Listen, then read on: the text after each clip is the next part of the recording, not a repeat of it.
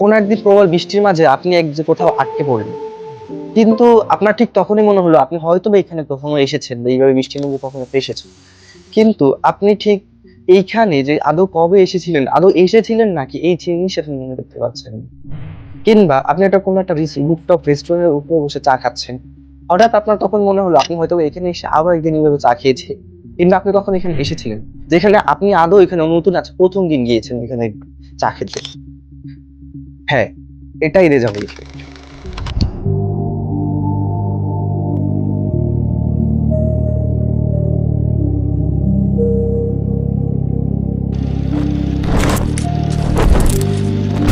দেজাভু আমাদের সাথে মাঝে মাঝেই ঘটে থাকে। এই দেজাভু শব্দটির প্রবর্তক হলেন ফরাসি বিজ্ঞানী এমেল বোরা, যার অর্থ হলো ইতিপূর্বে বা কিছুক্ষণ আগে ঘটনা।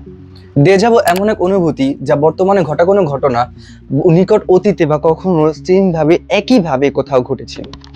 বিজ্ঞানীদের মতে 70% জনসংখ্যার সাথেই প্রতিনিয়ত দেজাভু ঘটে থাকে। এর মধ্যে 15 থেকে 25 বছরের মানুষের সাথেই সব থেকে বেশি হয়ে থাকে। না, দেজাভু কোনো রোগ নয়, এটি একদম সুস্থ মানুষের সাথেও করতে পারে। যারা বেশি ঘোরাঘুরি করে কিংবা বেশি মুভি দেখে তাদের সাথে দেজাভু ঘটার প্রবণতা একটু বেশিই থাকে। যেহেতু দেজাভু কবে কখন কোথায় ঘটবে কেউ বলতে পারে না, তাই অধিকাংশ বিজ্ঞানীরা এই দেজাভুকে ফ্যান্টাসি বলে মনে করে। আবার অনেক প্যারাসাইকোলজিস্টরা মনে করে দেজাভু অতীত জীবনের সাথে ঘটে যাওয়া কোনো ঘটনা।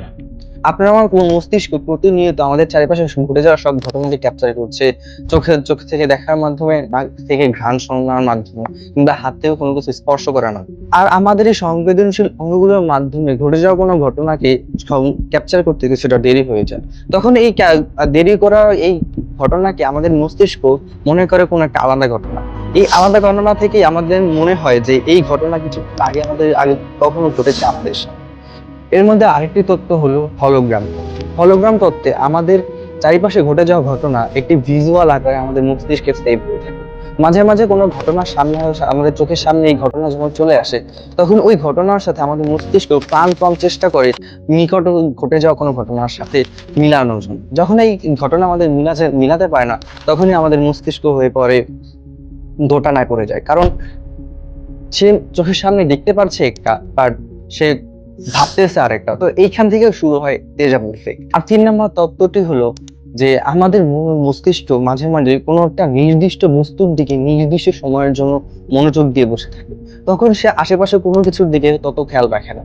যখন আমাদের আশেপাশে চারিদিকে আমাদের মস্তিষ্ক ফোকাস করতে শুরু করে, তখন আশেপাশে এই ঘটনাগুলো দেখে তার মনে হয় যে এইগুলো তো আগেও আমার সাথে ঘটেছিল। এই তিন তত্ত্ব বাদ দিয়ে চলে আসে ফিজিক্স এবং সাইকোলজিস্টের তত্ত্ব।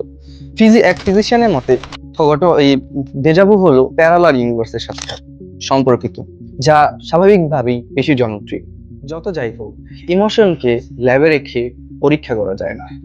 আসসালামু আলাইকুম, আমি আছি হোয়াটসঅ্যাপ আয়ান থেকে, আমি আয়ান। আমাদের ভিডিওগুলো ভালো লাগলে লাইক করবেন, সাবস্ক্রাইব করে আমাদের পাশে থাকবেন পরবর্তী এরকম মজার ভিডিও আরো দেখতে।